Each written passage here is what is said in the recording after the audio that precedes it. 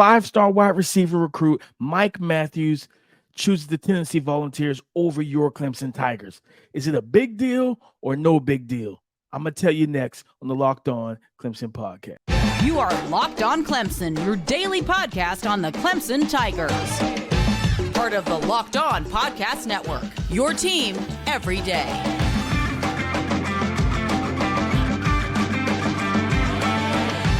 What's up, Clemson family? Welcome back to the Locked On Clemson podcast, your daily podcast covering your Clemson Tigers, part of the Locked On Podcast Network, your team every day. I'm your boy, Damian Parson, always on the ones and twos. You can find and follow me on Twitter at DP_NFL. I'm a national scout over with the Draft Network, as well as part of the co-host team of the Locked On NFL Draft podcast.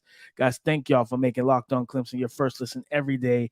Whenever I drop these episodes, all the love and support on YouTube, the growing support on Apple Podcasts and Spotify. I appreciate it, man. It means so much to me. Continue to do that, all right?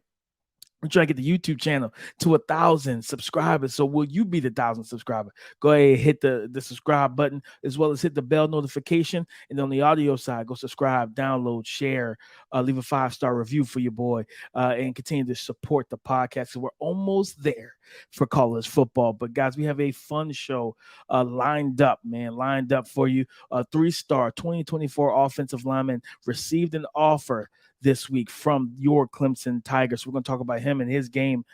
Sammy Brown, 5-star linebacker that we, that was a hard commit for us, received a rather glowing college linebacker comp. And I actually love the comp, and I'm going to talk about that.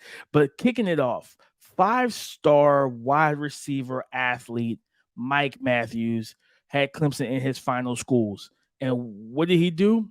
He chose Tennessee. Is it a big deal or a no big deal? That's the question.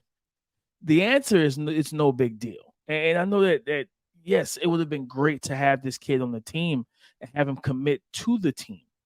But again, this 2024 recruit, we already have some wide receivers coming in when you look at the 2024 class.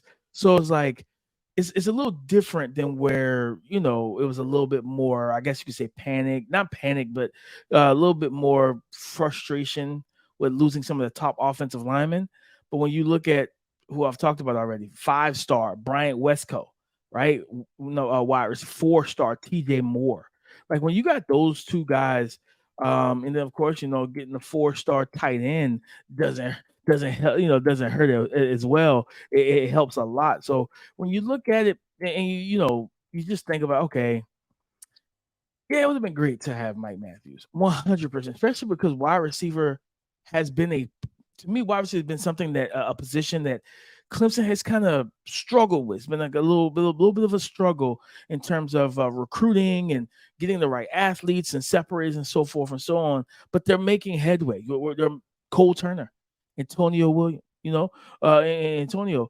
And then you have, of course, TJ Moore coming in, Brian Westco coming in. So you look at what's here. You look at what's here and what's on this team now and what's coming.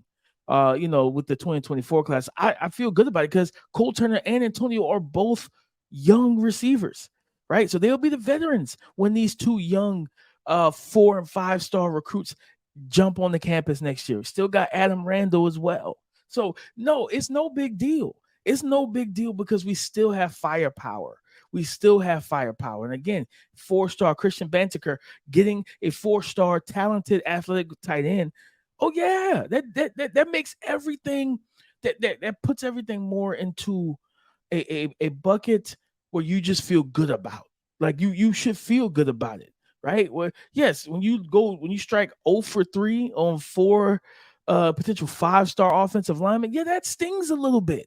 But then you still rebound by trying to get some 4 stars, get some 3 stars. At the end of the day, the stars are cool, but what you become in college is what matters most. So at the same time, shout out to Tennessee. They're doing a great job in recruiting, right? But it seems like they're starting to become a thorn in our sides.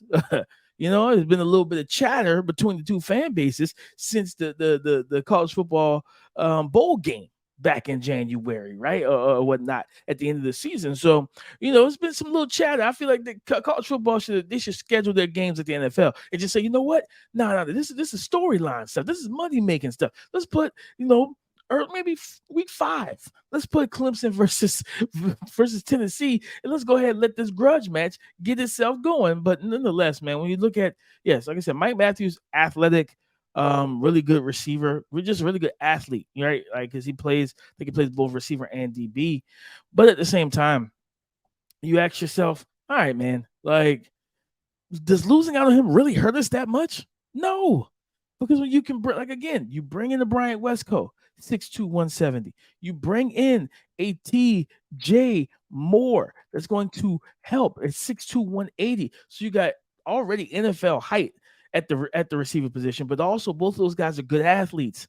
Both of them are good athletes. So it's like, okay, you know what? I don't think we're going to miss a beat with, by missing the 5-star target that was Mike Matthews. What I believe is the simple fact of the matter is we are set up for the near future, especially, right? We are set up good right now.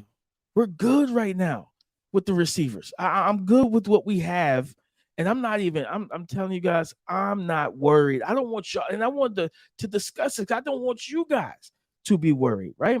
I don't want y'all to worry about this, because at the end of the day, like I said, 2024 class, listen, we're good. We're good with what we have, the young players that we have now at the receiver and tight end position. And then we have more young receivers and tight ends coming in the 2024 class. So again, I tell you, don't worry, don't fret, don't lose it. Why? Because it's not a big deal. We are fine. We are okay. Cade Klubnik is going to have more than enough weapons to slice and dice defenses up for the next 2 years before he goes pro. So that's the main thing, guys. That's the reason why I wanted to open the show with this, to tell you it's no big deal. Let me put the banner at the bottom, because I forgot about that. It's no big deal. Is it a big deal? Him choosing Tennessee over Clemson, is it a big deal? It's no big deal. Why would it be? Because we have talented receivers here. We have them coming in. Shout out to Mike Matthews, really talented kid, and I wish the best for his college career and potential NFL career. I'm pretty sure I'll be studying him within the next 3 or 4 years in terms of NFL draft. Depends on how early he plays and if he redshirts or not at Tennessee. But again, Antonio, Cole Turner, Adam Randall, Bryant Westco, TJ Moore, Jake Brenningstool, Christian Bantikert. What does those names say? It's no big deal. Now, we want to talk about big deals. Sammy Brown, 5-star linebacker, got some high praise, man. High praise in terms of the college comp and that he was given. Do I agree with it? Absolutely. This is a great comp for him. I love it all the way. So we're going to talk about this college comp and talk about what linebacker he was comped to in college football coming up next on the Locked On Clemson podcast. For a championship team, it's all about making sure every player is a perfect fit. It's the same when it comes to your vehicle. Every part needs to fit just right. So the next time you need parts and accessories, head to eBay Motors. With eBay Guaranteed Fit, you can be sure every part you need fits right the first time around. Just add your ride to My Garage and look for the green check to know the part will fit or your money back, because it's just like in sports. Confidence is the name of the game, baby. When you shop on eBay Motors, and with over 122 million parts to choose from, you'll be back in the game in no time. After all, it's easy to bring home a win when the right parts are guaranteed. Get the right parts, the right price, the right fit on ebaymotors.com. Let's ride. eBay Guaranteed Fit, only available to U.S. customers. Eligible items only. Exclusions apply. 5-star linebacker Sammy Brown gets a outstanding college comp from Tom Luganbill over at ESPN. He wrote in the article where he's ranking the 2024 top 300 rankings, and he talked about Sammy Brown, the Clemson commit, and he compared him to Ohio State's standout linebacker, Tommy Eichenberg. And guys, for somebody that has studied Tommy Eichenberg for the NFL draft, I can tell you this is an outstanding comp. You talking about a guy that is technically sound. He has eye discipline. He's a good enough athlete. Sammy Brown might be a better athlete, truly, but he's like a throwback. I don't want to throw out the comp of Brian Urlacher, just like this is who he's going to become, but that's kind of who he reminded me of a little bit. And remember last, for those who follow the NFL draft, Jack Campbell from Iowa, in the Big Ten, he was the first linebacker off the board in the 2023 NFL draft. And Tommy Eichenberg is very similar to him as well. Just very throwback. Guys that can really work downhill in the run game. They're disciplined. Like I said, they're technically refined, but with Eichenberg, he can drop off into the zone areas as a spot dropper and cover well and catch the football and really just be a leader in the front seven for that Ohio State defense. And this is what Tom Luganbill put in his article. It can be tough to find an accurate comparison at the collegiate level for Brown because he's such a diverse and versatile player. But as he projects on defense, Ohio State's Eichenberg immediately comes to mind. Brown, a wrestling and track standout at Jefferson High School in Georgia, may be slightly faster and better overall, but as an in-the-box player, these two are eerily similar. They are tough, rugged, instinctive. They play with a high motor and exude leadership qualities. Tackle to tackle, Eichenberg and Brown can define the mentality of a defense. Guys, I want you to understand this. That's a reason to be excited. Not just because he's a 5-star recruit. It's because his game is that of a top linebacker in all of college football, right? We know we already have the two top in college football, but Ohio State's Tommy Eichenberg is a top 5 linebacker in the sport, and he's one of the best in terms of going to the end for the NFL draft. So when you think about our 5-star 2024 recruit being compared to one of the best in the game, so think about this. You potentially lose Barrett Carter and Jeremiah Trotter to the NFL, and then you walk in Sammy Brown to replace one of those guys, right? If not both, because you have to, you got some young guys already waiting in the wings, but say he comes in and he takes that Mike linebacker spot. He gets the green dot with a green dot on his helmet, and he's the one, relaying the plays and making the checks and calls and so forth and so on. Man, that's a embarrassment of riches of what we call that, right? It's embarrassment of riches. And shout out to Dabo Swinney and the defensive coaches, man. They, Wes Goodwin and the rest of those guys, the positional coaches, doing a great job recruiting defenders, right? Recruiting the corners, the edge rushers, the D-line, the linebackers. Those, because at the end of the day, you need a good defense to win. It's very hard to win in any sport, at any level of football, when you just have a high-octane offense, right? Unless you got Patrick Mahomes sitting out there with Andy Reid. Typically, not having a subpar or average defense isn't going to get you far. So you think about what Cade Klubnik is going to have this year. It's going to have a outstanding defense, but then to lose some of the pieces to the 2024 NFL draft, but have young, able, athletic bodies that can walk in and replace them, right? Some of these guys are already on the roster are going to get playing time, where Sammy Brown will come in as a true freshman. I'm excited for this, man. Tommy Eichenberg to Sammy Brown, that comp is legitimate, and I love that comp. And like you said, he's more than likely slightly faster, a slightly better athlete, because this is also, not only did he run track, he was on track and field team. Not only was he on the wrestling team, but he played both sides of the ball as a running back and linebacker. He showed some juice as a running back, and that physicality and power and toughness that he brought when he was toting the rock.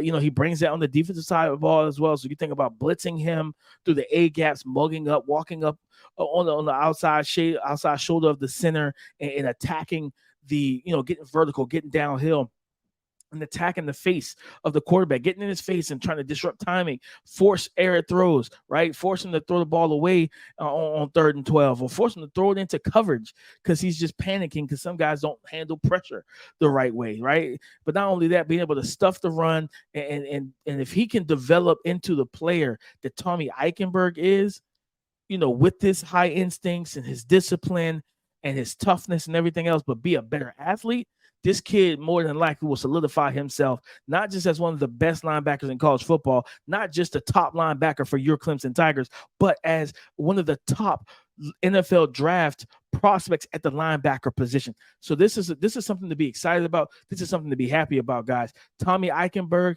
to Sammy Brown, I say that comp fits perfectly. I love it. I love it a lot, and I'm all for it. So, guys, you talk about good things and feeling good. And listen, I told you guys, even after going 0 for 3 with the last 3 offensive linemen that we tried to recruit, I told you at the same time, while it hurt, I wasn't worried because there's still able bodies out there. There's still guys, there's still young men out there that could play the game of football and develop into legitimate starters at the collegiate level. So, that being said, we have a 3-star 2024 offensive lineman that got and that came in, that visited Clemson, and he received his offer this week. We're going to talk about him next on the Prowl on the Locked On Clemson podcast.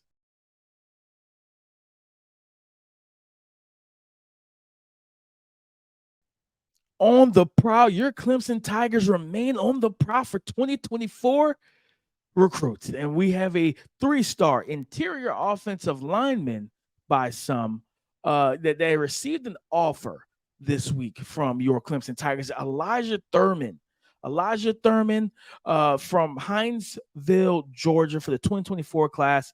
He has a couple of suitors. He's got a couple of suitors. Some of them are of Appalachian State, Chattanooga, of course, Clemson. Coach Thomas Austin. Thomas Austin, was the one that recruited him. Duke, Florida.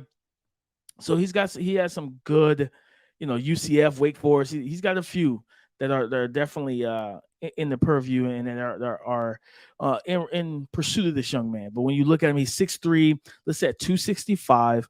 A young man that played multiple sports. He's played multiple sports. He plays basketball. As an 11th grader last year, 16 points, 13, almost 14 rebounds, right? And that was after his 10th grade year where he averaged 11 points and 9 rebounds, right? And he played left tackle for them. And just watching this tape, like I said, he's a 3-star kid, and it's 265. Like, okay, you looking at him like, all right, we don't have to get you up about 20, 30 pounds, right? 295, 300. But that's what happened. Like, when you look at his body, you still that he's a kid. You still you see that for me. Like, yeah, he's big in terms of that 6'3", 265. So he looks big on tape, but you could tell that he's not like completely filled in and filled out his frame.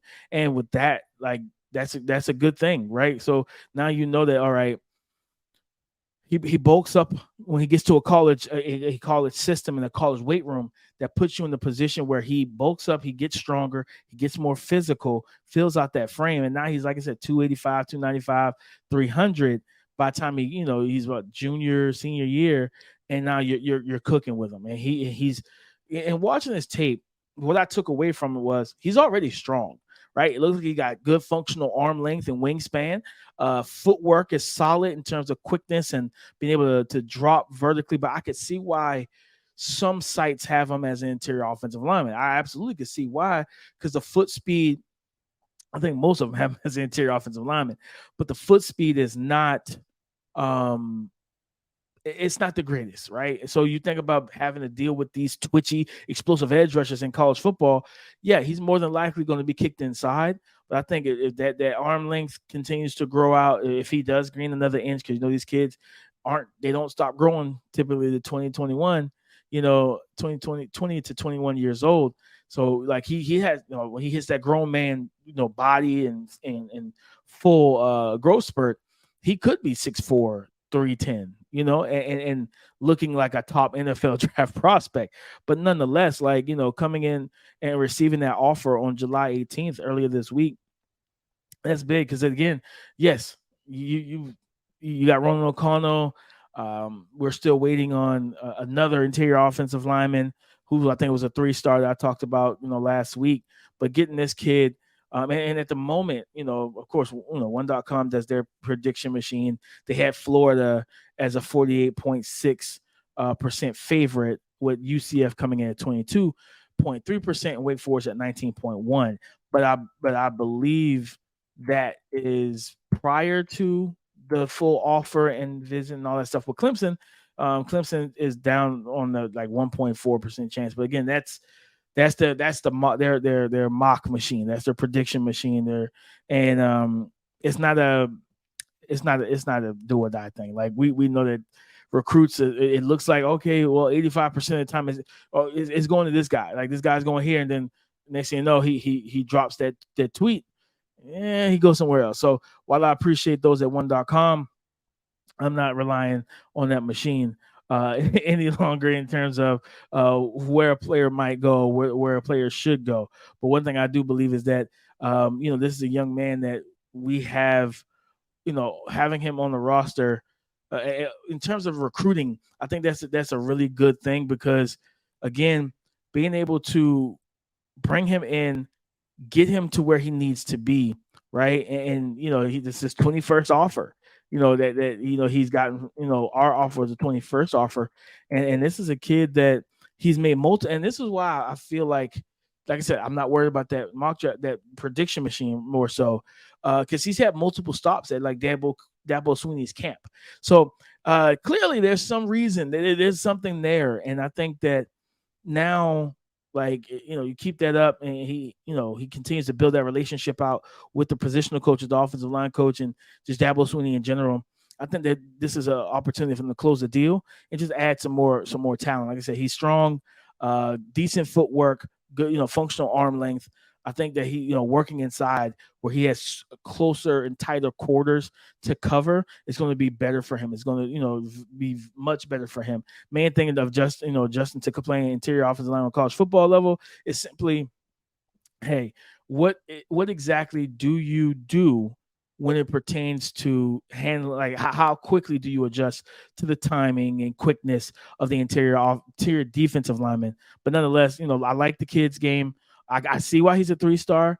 I feel like it's still due to. I feel like it's mostly due to his weight. Him being 265 and not being already like, well filled out and filled in. So he's gonna need. I think he's gonna need a year to redshirt, and that's fine. I think we have enough offensive linemen on the team where you can bring him and Ronald O'Connell and at least one of them red shirts, right? And I think that's a good situation. So, guys, you talk about a good situation, man. This is a good situation. This podcast is a good situation. I appreciate y'all for tapping in with me, and everything. Go subscribe and follow for free on YouTube or wherever you listen to podcasts to get the latest episode as soon as it is available. As I always tell you, go to Apple Podcasts and Spotify on the audio side. Like, subscribe, share, download, and leave a 5-star review for your boy. Go ahead and support that side and tap in with me there if you're more of an audio person. But for the YouTube, we're trying to get this channel to 1,000 subscribers. So again, subscribe, share, everything, comment, talk to me because I talk back. I try to get to any comments you guys drop, man. It's just so busy with my work schedule and everything else, but I definitely appreciate anytime you guys talk to me, and everything that I try to acknowledge everything that you guys say.